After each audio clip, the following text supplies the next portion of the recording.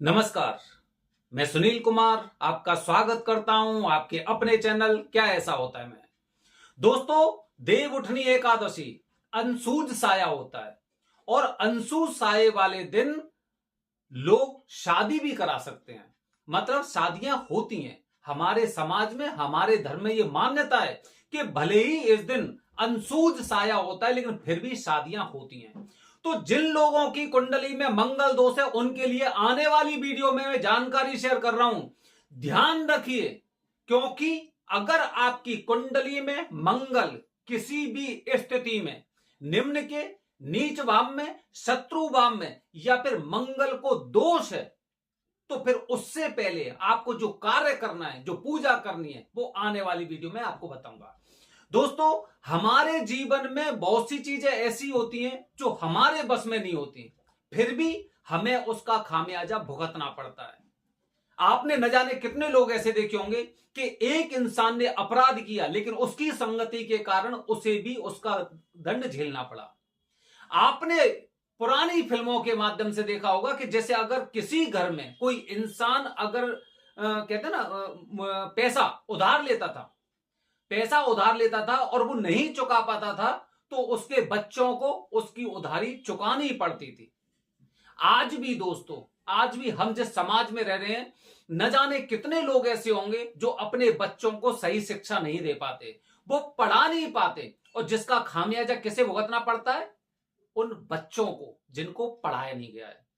अन्य धर्मों की बात करते हैं दोस्तों, कैसे दिमाग में चीजें भर दी गई हैं कि बच्चे शुरू से ही उनमें एक ऐसी नफरत घोली जा रही है जो देश के लिए, इंसानियत के लिए बड़ी खतरनाक है। इसीलिए किन्हीं भी बातों पर विश्वास करने से पहले आपको उसके बारे में जानकारी होनी चाहिए, और जानकारी तभी होगी जब आप साक्षर होंगे, जब आप पढ़े लिखे होंगे। क्योंकि गलत कार्य बिना पढ़े, बिना समझे वही लोग करते हैं जिनके अंदर शिक्षा की कमी होती है। दोस्तों, हमारे धर्म में भी, हमारे समाज में भी, हमारे आसपास काफी लोग ऐसे हैं जिन्हें हम गुरुजी बोलते हैं, जिन्हें हम पंडित जी बोलते हैं, जिन्हें हम ज्योतिष बोलते हैं, जिन्हें हम आचार्य बोलते हैं, जिन्हें हम अपने अनुसार गुरुजी भी बोल लेते हैं। ये लोग हमें कुछ चीजें बताने की कोशिश करते हैं लेकिन उन्हें एक्सप्लेन नहीं कर पाते, और काफी बार हम खुद इतने ज्यादा समझदार होते हैं कि अपनी चीजों से, अपने अनुसार ही चीजों को घटा और बढ़ा लेते हैं। कहां पे कितना प्लस करना है, कहां पे कितना माइनस करना है। गुरुजी ने आपको बताया कि आपकी कुंडली में मंगल दोष है, जाइए उज्जैन जाइए और उज्जैन में पूजा करके आइए।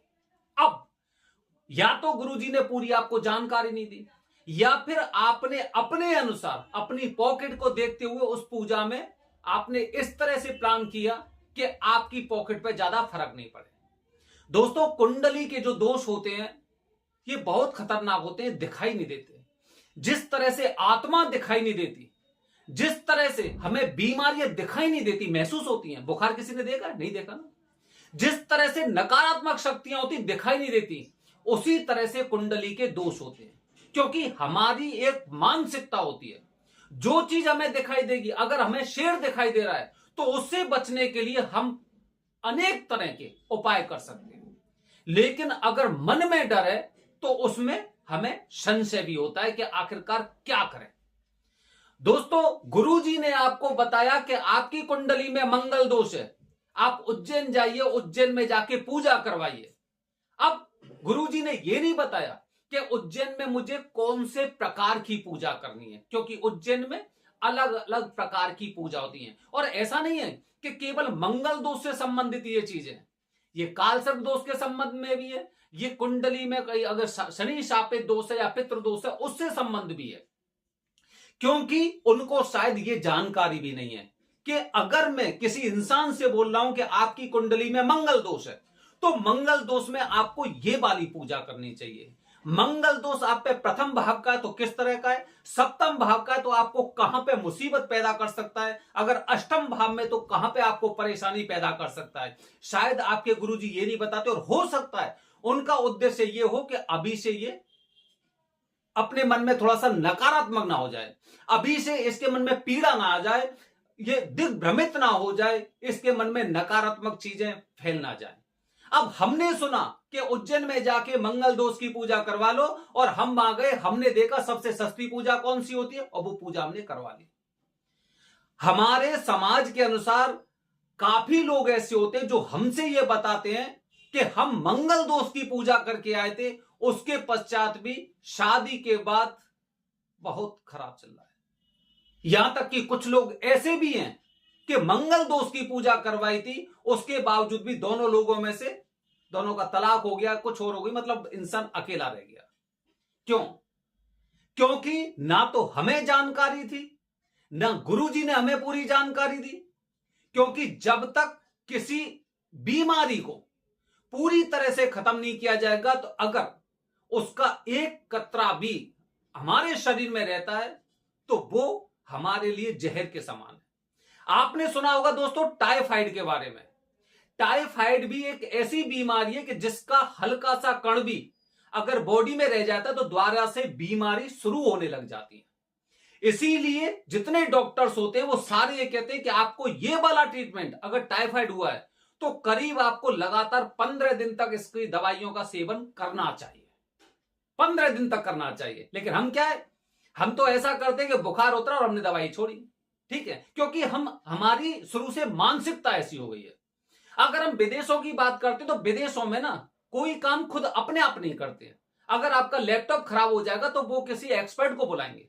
अगर आपके घर में कोई नल की टोटी खराब हो गई है तो उसके लिए भी अलग से बुलाएंगे। हम सारे कामों में एक्सपर्ट हैं, इसीलिए क्योंकि हम हर जगह पैसा बचाना चाहते हैं, हम चीजों का समाधान नहीं करना चाहते। सप्तम भाव में मंगल आपके पार्टनरशिप में परेशानी पैदा कर सकता है, पति पत्नी में इतनी खतरनाक परेशानी पैदा कर सकता है कि शादी तो हो गई लेकिन साथ साथ नहीं रह पा रहे हैं। दोष देते हैं कि उसकी आदत खराब है या उसकी आदत खराब है। अष्टम भाव का मंगल जानते कितना खराब है। अष्टम भाव का मंगल जब कुंडली में होता है तो आयु और बीमारी से संबंधित होता है। मतलब आप समझ सकते हैं कि आयु पे जब कोई चीज चोट करती है, आयु पे जब बार होता है तो उसका मतलब क्या होता है कि इंसान की जान पे नौबत आ जाती है। लेकिन हमें तो यह बताया है कि आप उज्जैन जाके मंगलनाथ में मंदिर में पूजा करके आइए। हमें तो यह नहीं पता है कि उज्जैन में मंगलनाथ का मंदिर कौन सा है। अब वहां पे जाके पहुंचे तो मंगलनाथ के 2 मंदिर, हालांकि अभी उसका नाम बदल दिया है, एक का अंगारेश्वर है, एक मंगलनाथ है। लेकिन अब मैं यहां पे जाके मैं पूजा कौन सी जगह करवाऊं, यहां पे कंफ्यूजन। मतलब लोगों के कंफ्यूजन दूर नहीं हो रहे हैं। तभी हम अपने वीडियो के माध्यम से दोस्तों आपको यह बताने की कोशिश करते हैं, उज्जैन में मंगलनाथ का जो सर्वश्रेष्ठ मंदिर शुरू से था, जहां पर शुरू से सनातन से पूजा होती रही थी, वो पुराना मंगलनाथ का मंदिर है जिसका अभी नाम अंगारेश्वर हो गया है। नया वाला मंगलनाथ मंगलनाथ मंदिर के नाम से प्रसिद्ध हो गया है। करीब जब 15-20 साल हो गई, जब पुराने मंगलनाथ अंगारेश्वर में जब पानी भर जाता था तो भात पूजा वहां पे संभव नहीं हो पाती थी। अब कोई इंसान चेन्नई से आया, कोई इंसान पंजाब से आया, कश्मीर से आया है, आदि पूजा हो गई लेकिन भात पूजा नहीं हो पाई। अब क्या करें, ऐसी निराश होकर लौट रहा है ना। तो प्रशासन ने यहां पर नया मंगलनाथ मंदिर इसलिए बनाया कि जब भी यहां पे पानी भर जाएगा तो यहां पे लोग पूजा करेंगे और अपना यहां से संतुष्ट होके और यहां से लौटेंगे।